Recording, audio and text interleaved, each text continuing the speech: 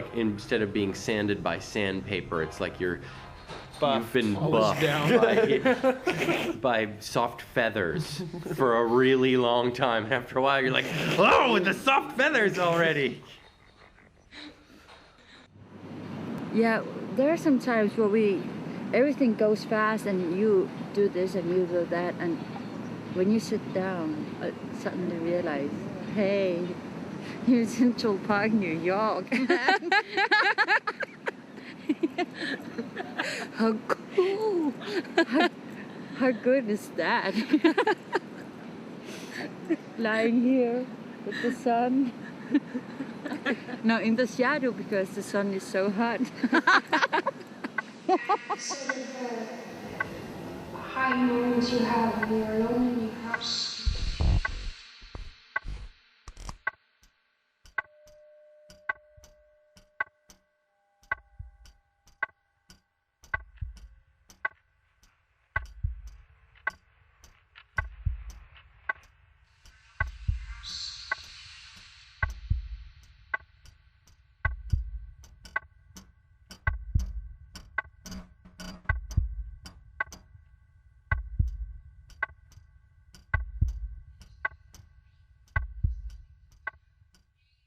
There's a curious belief like you've made it.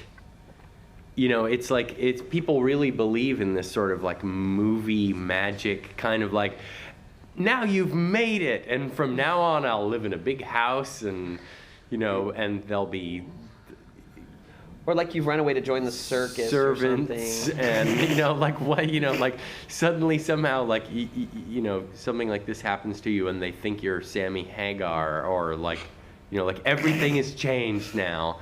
And I kept saying to my boss, like, yeah, well, I'll see you in January. And he was like, oh, you're not going to see me in January. You've made it. Or they think we'll be in jail by then or something. I mean, there's that sense, too, that this is some kind of extreme rock and roll decadent thing.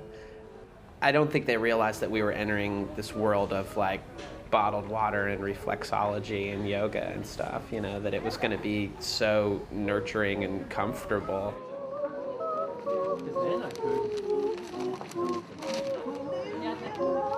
I could get everything ready. How long do we have?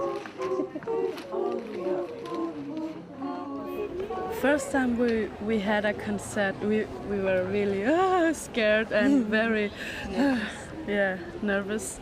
But the time goes and it's like normal for us now. But it's really nice when the audience are screaming and you know all that, and we. You know, it's very, how do you call it? It's like when someone tells you, I love you. Yeah.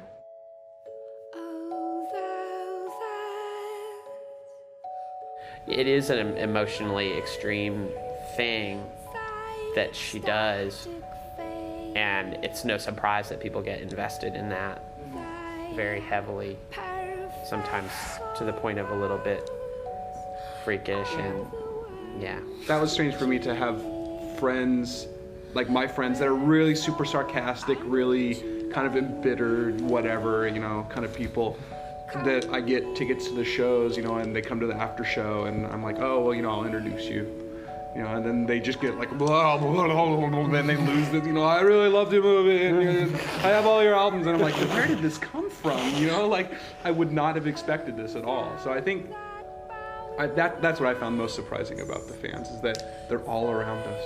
Yeah. Still, the most vivid surprise to me as just a player playing with the band was when we did our very first show at Riverside Church. And I don't think you were there yet. But we got, you know, it was supposed to be a secret show at first, and there were about 150 people in the audience, and we walk on this little, it was barely a stage, and we get on, and as soon as Björk comes on, the audience is like, everyone like leaps up together and starts clapping and cheering, and it was, I mean, I just like started having tears in my eyes. I just never experienced anything like that before as a performer, you know, someone playing with someone that has that gets that kind of reaction from an audience, and it was so moving. I was almost unable to do what I'm supposed to do, which is play the harp. I was pretty surprised and very moved, and like started crying in my eyes. And then I was like, okay, Zena, you have to get it together. Come on, pull it together. Come on, the first song. It was pretty funny, but it was. And there are these moments of just receiving this incredible love from the audience, I guess. So. I guess when you've been, your private things have been public for so long, I had a craving to tidy it all up, maybe before this album. And I think with people like me who end up in this kind of job, people who make music, and I'm sure it's in other professions too, but the reason why you go into it first is because you want to give. It really is that naive. You are 6-year-old and you walk into school and you have this daydream that you would like to go stand up on a table and make everybody happy with a song. I mean, it's completely sick and perverse, of course. But that's what drives you, is you want to give something of you. And I guess with people who have similar job as I have, it gets misunderstood.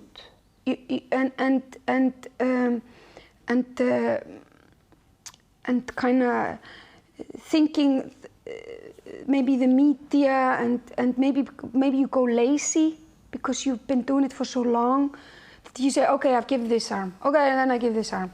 And so you kind of get confused and start giving things that maybe nobody wants, or the media will ask for things that is nobody's business. And then you stop giving what you wanted to give in the first place. But there is still, if like before this album, when I wanted to tidy it all up again and say, okay, let's look at this very clearly, that there is still a part of me that has hope and wants to give and communicate something that is quite private, but it has nothing to do with my everyday life still. It is still this bubble, this kind of fantasy fairy tale bubble, and I feel with this album, I managed to tidy it up and it became quite pure again.